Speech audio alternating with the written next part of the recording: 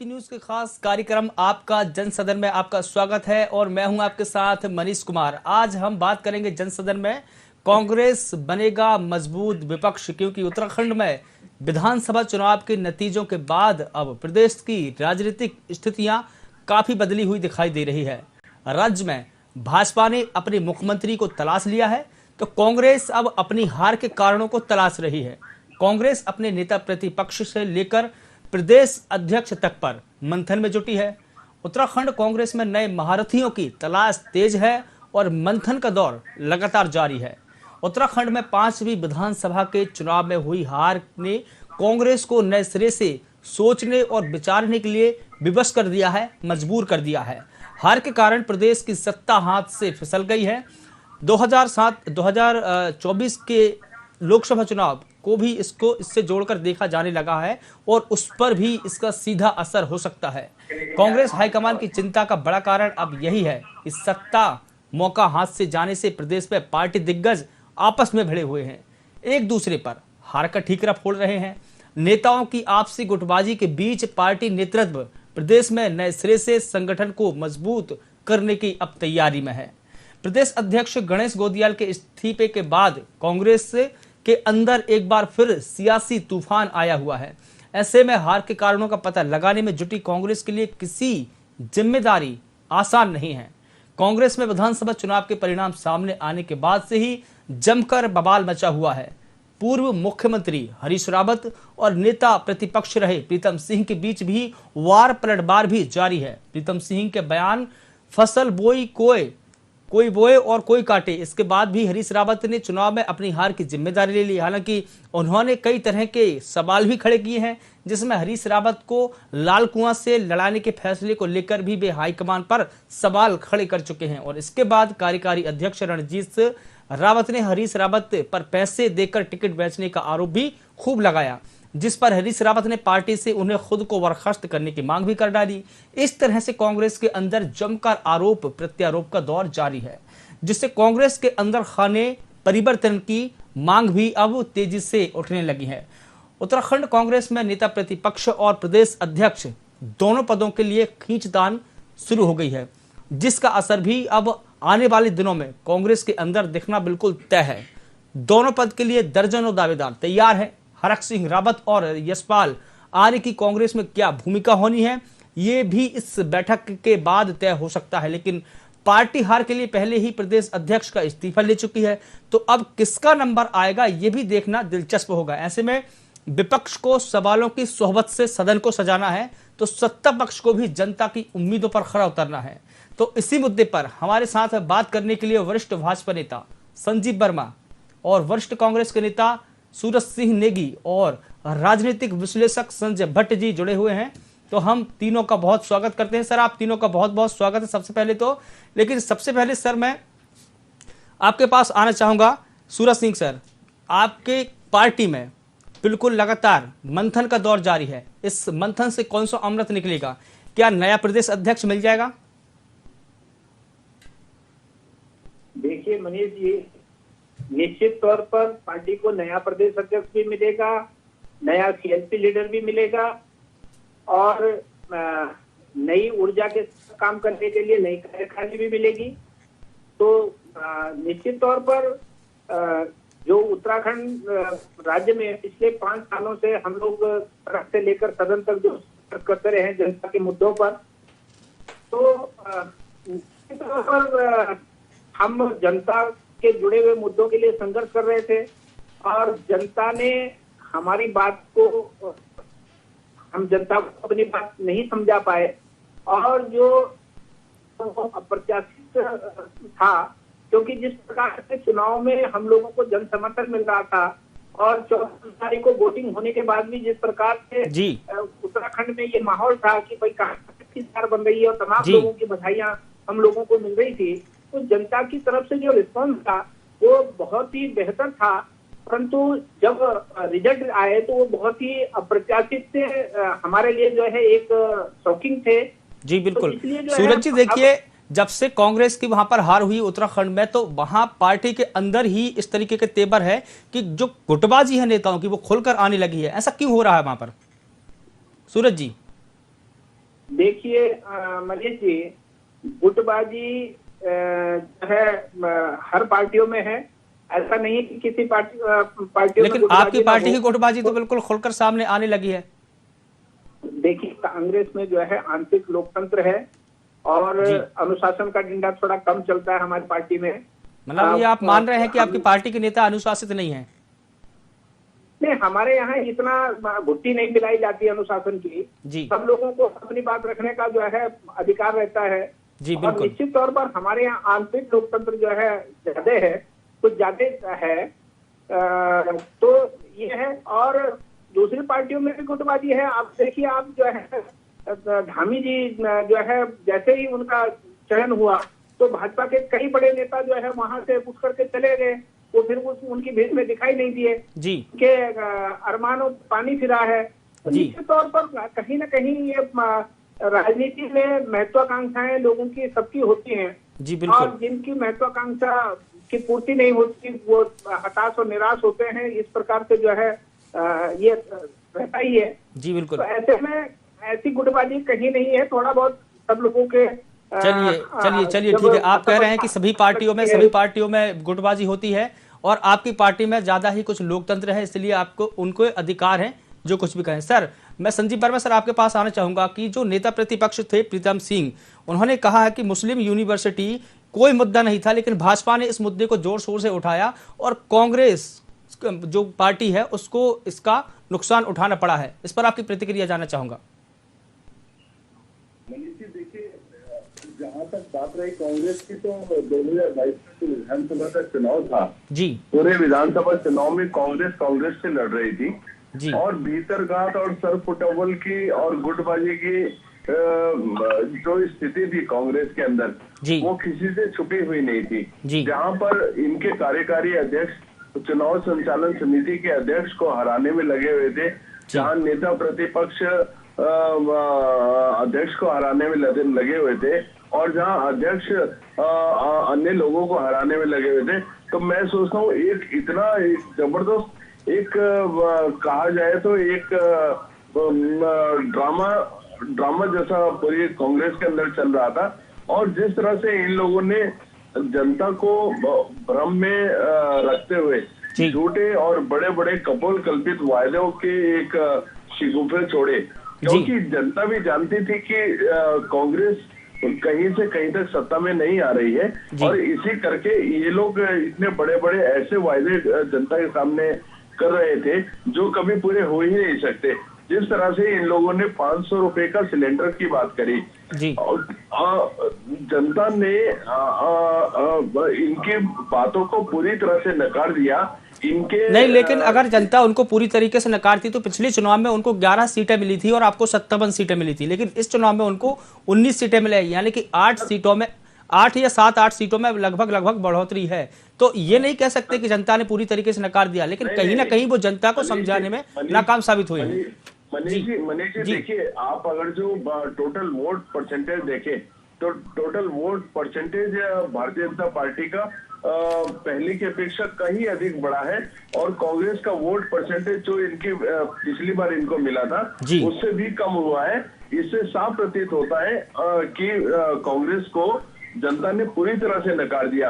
और जैसे अभी मेरे भाई नेगी जी ने कहा कि अनुशासन को हम लोग कोई तवज्जो देते नहीं, और इन्होंने स्वयं स्वीकार कर लिया कि कांग्रेस पार्टी पूरी तरह से अनुशासनहीन पार्टी है। और जिस तरह इन्होंने कहा कि हमारे लोकतंत्र आंतरिक लोकतंत्र है, तो आंतरिक लोकतंत्र की एक बानगी इन्होंने दिखाई थी अभी काफी समय पहले, चुनाव से कुछ समय पहले, जहां इन्होंने अपने एक पूर्व राज्य मंत्री और कांग्रेस के प्रदेश महामंत्री श्री राजेंद्र शाह जी जो एक दूसरे गुट को बिलोंग करते थे, उनकी हरीश रावत गुट ने जबरदस्त पिटाई करी, मारपीट करी, अभद्रता करी और बदी ऐसी गालियां दी जिसका तमाशबीन पूरा राजपुर रोड और कांग्रेस भवन के अंदर ये घटना घटी थी। वो जहाँ इनके महामंत्री संगठन सामने खड़े होकर तमाशबीन बने सारी घटना को देख रहे थे और उन्होंने उसके ऊपर एक जरा सा भी उस न लड़ाई को छुड़वाने का प्रयास किया, ना उन लोगों ने उनकी बात को मानने का कोई जोखिम या उनने मतलब उनकी बात को किसी ने मानना भी बिल्कुल नहीं समझा। जी बिल्कुल। जिस तरह आपने भी मुस्लिम यूनिवर्सिटी की बात करी, जी बिल्कुल। मैं सोचता हूँ कांग्रेस पूरी तरह से तुष्टीकरण की राजनीति करती है। जिस तरह से भारतीय जनता पार्टी पूरे विकासवाद पे चुनाव लड़ रही थी। जी नहीं, उन्होंने तो बिल्कुल, देखिए उन्होंने तो बिल्कुल आरोप लगाया था, लेकिन इतना बड़ा इशू भी नहीं था वो। हमारे साथ में संजय भट्ट जी जुड़े हुए हैं, हमारे साथ में संजय भट्ट जी जुड़े हुए हैं, राजनीतिक विश्लेषक हैं, उनकी प्रतिक्रिया भी हम संजीव जी जान लेते हैं।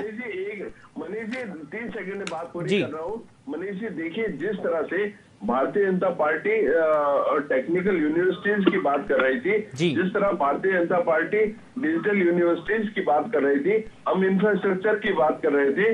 नहीं, अब तो सत्ता आपके हाथ में है, आप 5 साल खूब विकास कर सकते हैं, लेकिन मैं राजनीतिक विश्लेषक संजय भट्ट जी भी हमारे साथ में जुड़े हुए हैं, सुनिए तो मैं उनसे उनकी प्रतिक्रिया जान लेता हूं। मैं आपके पास में लौट के आऊंगा। कांग्रेस तुष्टीकरण की बात को लगातार करती रही, जिसको लेकर जनता ने पूरी तरह से जी बिल्कुल मैं नकारने का काम किया। जी मैं आपके पास आऊंगा। आप 5 साल सत्ता में रहेंगे और आप 5 साल खूब विकास करेंगे, विकास की बातें करेंगे, लेकिन मैं राजनीतिक विश्लेषक हमारे साथ में संजय भट्ट जी जुड़े हैं, उनसे भी अपनी प्रतिक्रिया लेता हूं। सर संजय जी, कांग्रेस की जो हार हुई है, इस पर क्या प्रतिक्रिया देना चाहेंगे, किसको जिम्मेदार ठहराना चाहेंगे आप?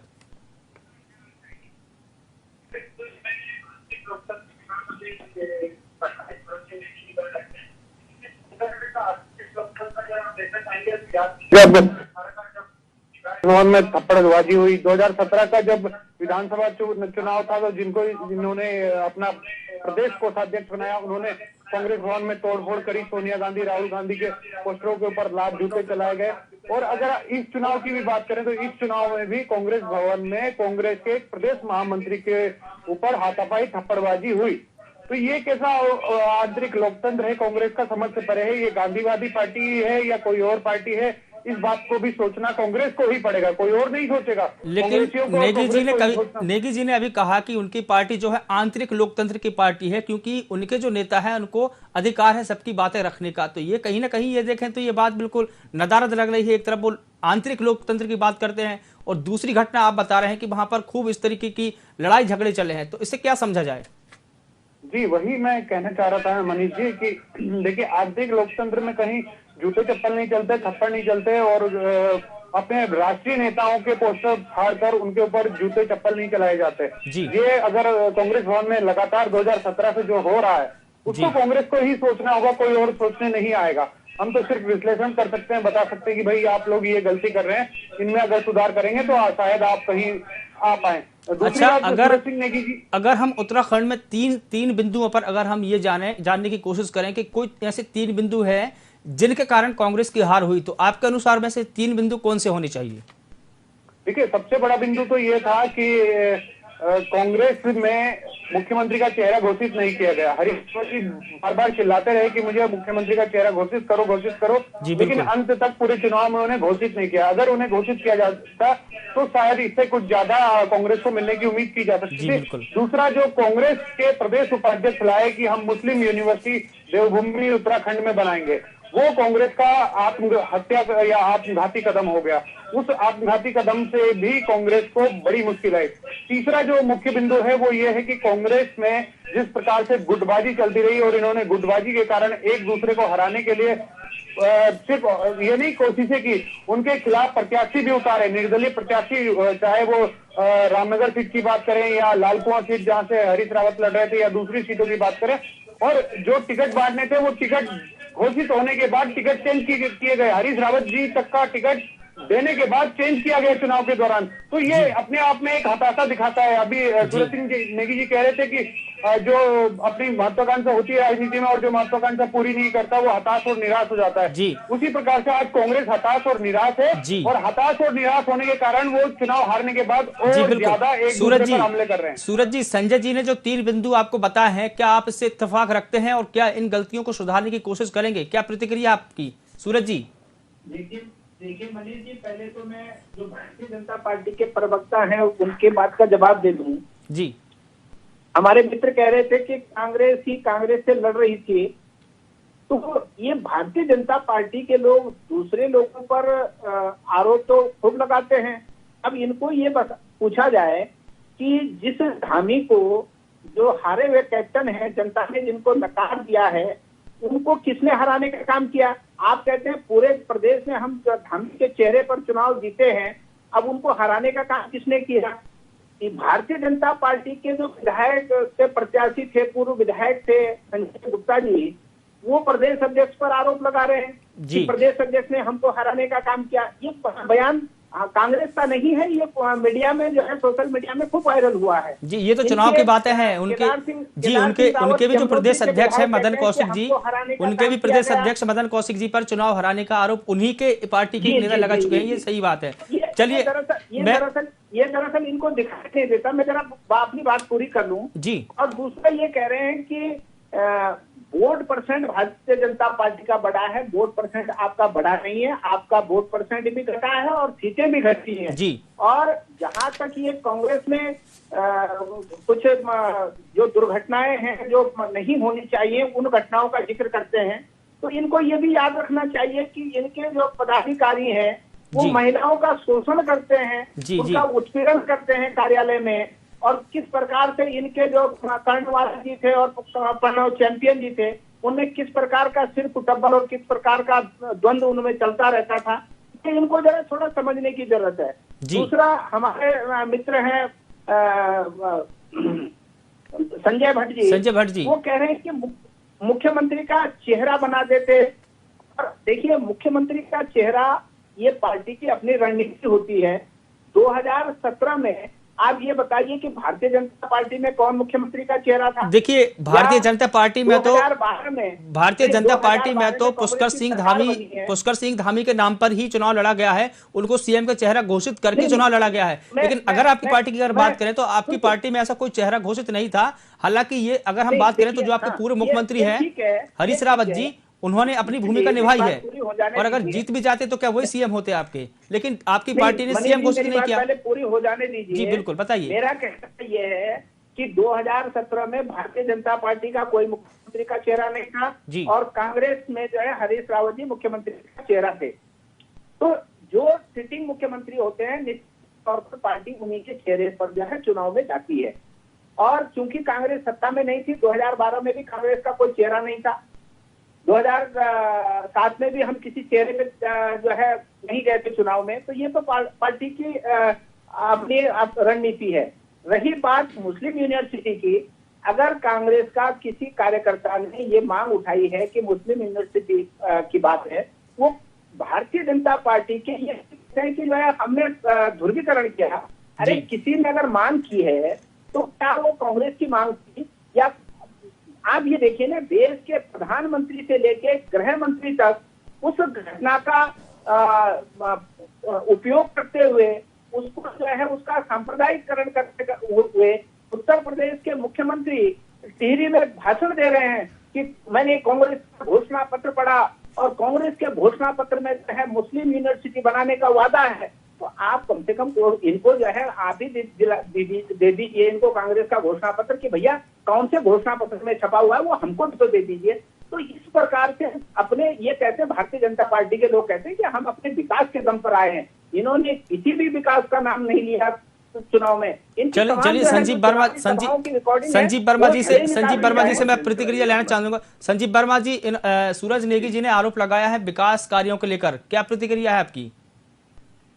मनीष जी, देखिए, मैं नेगी जी को पहले बोलना चाहूंगा कि किसी अच्छी ऑप्टिकल कंपनी में जाकर अपने चश्मे का नंबर चेंज कराइए, क्योंकि केवल नेगी जी को ही नहीं बल्कि संपूर्ण कांग्रेस को मैं सोचता हूँ दृष्टि दोष है इस प्रकार का हो गया है। या तो इनको विकास दिखाई नहीं देता या विकास देखना ही नहीं चाहते। तमाम इंफ्रास्ट्रक्चर का जो जबरदस्त विकास पिछले 5 सालों में हुआ है, जो डबल इंजन की सरकार के हेलो जी संजीव जी, जो डबल इंजन की सरकार के लगभग 1 लाख करोड़ रुपए की परियोजनाएं केंद्र शासित उत्तराखंड राज्य में चल रही है, जहां ऑल वेदर रोड्स लगभग 80% से अधिक काम पूरा हो चुका है, जहां कर्णप्रयाग रेल परियोजना लगभग 70-80% पूर्ण हो चुकी है, जहां नए नए एक्सप्रेस हाईवेज, टनल्स और नेशनल हाईवेज बन रहे हैं। आप इनको केवल रोड्स के रूप में ना देखिए, आप इसको दीर्घकालीन यहाँ के जो एक बुनियादी ढांचा हमारा उत्तराखंड का डेवलप होने जा रहा है, जिससे हमारे युवाओं को लगातार बड़ा रोजगार मिलने जा रहा है, हमारा पर्यटन बढ़ने जा रहा है, हमारा जो श्रद्धा से जुड़ा, चार धाम से जुड़ा जो हमारे पर्यटन है, जो श्रद्धालु आते हैं हमारे चार धाम में, उनकी संख्याओं में मैं सोचता हूँ बेतहाशा वृद्धि होने जा रही है, जिससे स्वरोजगार बढ़ेगा, रोजगार बढ़ेगा। और मैं सोचता हूँ उत्तराखंड अपने एक ऐसे स्वरूप में हम उसको देखने जा रहे हैं, जहां हमारे माननीय मुख्यमंत्री जी का एक जो स्वप्न है, जो विजन है। संजय जी, आपने कई विकास कार्यों के अपने काम गिनाए हैं। मैं संजय भट्ट जी से प्रतिक्रिया लेना चाहूंगा। देखिए संजय जी, पूरे चुनाव में अगर हम सर 5 सेकंड बस जी, मैंने कहा हमारे माननीय मुख्यमंत्री जी का विजन 2025, जिसमें उत्तराखंड को भारत का एक सर्वश्रेष्ठ राज्य हमारा बनाने का जो एक संकल्प है, हम लोग उसी दिशा में हम लोग काम कर रहे हैं। Bharatiya Janata party double engine की सरकार के 2025 की बात कही आपने, 2025 या 2025 को लेकर भी आप चल रहे। देखिए मैं संजय भट्ट जी के पास आना चाहूंगा। संजय भट्ट जी, देखिए हम अगर पूरे चुनाव पर हम नजर डालें या पूरा लब्बो आप देखें, तो कहीं ना कहीं कांग्रेस के जो नेता रहे हैं, उन्होंने हमेशा ये आरोप लगाए हैं कि टिकट के वितरण में जो है कुप्रबंधन हुआ है। क्या ये आरोप सही है? देखिए, कांग्रेस में कहीं ना कहीं कुछ तो हुआ है, क्योंकि टिकट आवंटित होने के बाद उसके बाद कांग्रेस में टिकट काट दिए गए कुछ लोगों के, तो और कुछ लोगों की सीटें बदल दी गई, हरीश रावत जी तक की सीट बदल दी गई। तो ये एक बड़ी बात है। और जहां हरीश रावत जी के खिलाफ जो निर्दलीय चुनाव लड़ी, पहले उनका टिकट हुआ था, फिर बाद में वो निर्दलीय लड़ी, जब उनका टिकट काट के हरीश रावत जी को दे गया। हरीश रावत जी को रामनगर जिससे टिकट दिया था, वो डोईवाला में ऐसे सीट हुआ। मेरे ख्याल से 5 सीटें ऐसी थी जहां टिकट होने के बाद उनके टिकट काटे गए। तो ये कुप्रबंधन तो कहा ही जाएगा। दूसरा, प्रदेश अध्यक्ष पर इन्होंने इस्तीफा मांग लिया गया कि प्रदेश अध्यक्ष इस्तीफा दो। गणेश गोदियाल जी ने इस्तीफा दे दिया, कांग्रेस के प्रदेश अध्यक्ष, जबकि गणेश गोदियाल जी अभी नए प्रदेश अध्यक्ष बने थे और उनका इतना ज्यादा रोल हार में नहीं माना जा सकता। अगर हार में किसी का रोल है तो वो प्रीतम सिंह और हरीश रावत जी का रोल है। उन दोनों के ऊपर कार्यवाही न करके, या फिर जो इनके प्रदेश नहीं, ये आरोप तो प्रीतम सिंह जी ने ही लगाया है। ये आरोप जो लगाया है कुप्रबंधन का, टिकटों के वितरण का, ये प्रीतम सिंह के अलावा भी ऐसे कई नेता है उन्होंने लगाया है। तो प्रीतम सिंह का नाम भी इसमें शामिल है इस फहरिस्त में। बिल्कुल प्रीतम सिंह जी हो या हरीश रावत जी हो या फिर इनके प्रदेश प्रभारी जो दिल्ली से हैं देवेंद्र यादव जी हैं, उन तीनों पर ही ये आरोप है, क्योंकि वो तीनों ही जिस प्रकार की गतिविधियों में शामिल रहे या जिस प्रकार से उन्होंने किया। आप ये देखिए, किशोर उपाध्याय, अच्छा, देवेंद्र यादव तो अभी प्रेस वार्ता कर रहे हैं, उनको तो अभी क्या बोलते पर्यवेक्षक बनाया है। अविनाश पांडे हुए, देवेंद्र यादव हुए, ये प्रेस वार्ता कर रहे हैं, ये मंथन कर रहे हैं अभी तो। जी आज भी इनकी प्रेस वार्ता हुई है। कांग्रेस के नेता के एक फेसबुक पे वो देख रहा था मैं, उन्होंने कांग्रेस के नेता ने डाला हुआ है फेसबुक पर, मीडिया पर, कि जिनके ऊपर हत्या का आरोप है उन्हें ही जज बना दिया। तो साफ उन्होंने लिख दिया, अवनीश कुमार जी के लिए भी और इनके लिए। मैं वही कह रहा हूँ कि इन्हीं को पर्यवेक्षक बनाया है और इन्हीं पर आरोप था कि इन्होंने टिकटों में कुप्रबंधन किया है। चलो दूसरा प्रश्न मैं ये ले लेता हूँ कि जो हीरा सिंह बिष्ट है, जो इनके वरिष्ठ नेता भी है, उन्होंने भी अपना दर्द झलकाया था पिछले दिनों। उन्होंने बोला था कि 2012 में वो रायपुर से टिकट मांग रहे थे, लेकिन उन्हें डोईवाला से टिकट दे दिया। और उन्होंने कहा कि अब मैं इस बार मैंने डोईवाला से अपनी तैयारियां की, मैंने तमाम कार्य किए, तो मुझे रायपुर भेज दिया गया। कहीं ना कहीं उनकी जो भावनाएं है पार्टी नहीं समझ पाई है क्या? और क्या ऐसा ही तमाम नेताओं के साथ में हुआ है? तो क्या ये भी बड़ी वजह हो सकती है? नहीं, अगर हीरा सिंह बिष्ट जी का मैंने वैसे ये बयान सुना नहीं, और अगर उन्होंने ये बयान दिया है तो ये बड़ा बयान है, बड़ा बयान माना जाना चाहिए इसको। जी बिल्कुल। हीरा सिंह बिष्ट कोई कांग्रेस के छोटे नेता नहीं है, वो आज के नेता नहीं है। वो देहरादून जब शहर एक सीट होती थी, वहां उस समय वो कांग्रेस के जीते हुए विधायक हुआ करते थे। मेरे ख्याल से शायद 85 में या कब वो विधायक जीत गए थे, और 77 में एमपी का चुनाव लड़ चुके हैं कांग्रेस के टिकट पे। तो कांग्रेस के कद्दावर और बड़े और पुराने नेता, वरिष्ठ नेता हैं, उन्होंने अगर ऐसा बयान दिया है कि उनका टिकट ही बदल दिया है, क्योंकि वो डोईवाला से पिछले 5 साल से तैयारी कर रहे थे, ये सब जानते हैं, लेकिन उन्हें रायपुर से टिकट दिया गया, तो हमें तो यही लगा कि शायद उन्होंने रायपुर से मांगा हो। लेकिन वो कह रहे हैं कि उनका काट के वहां से किया गया, तो ये कहीं ना कहीं बड़ी गड़बड़ तो इसमें कांग्रेस के अंदर रही है। और रही बात जो विकास कार्यों की बात हो रही थी, तो भारत आजाद हुए 70-77 साल हो गए जी।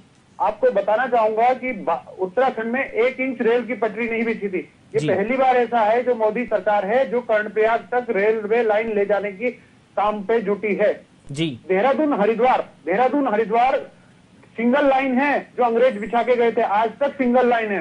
तो ये अगर विकास की बात कांग्रेस करती है तो कांग्रेस को कहीं और जरूर विकास की बात कर ले, लेकिन उत्तराखंड के परिप्रेक्ष्य में विकास की बात कांग्रेस ना करे तो ज्यादा अच्छा है। चलिए देखिए, 2012 से लेकर 2017 तक तो उत्तराखंड में अभी भाजपा की सरकार रही और अब भी 2017 से लेकर अब भी है।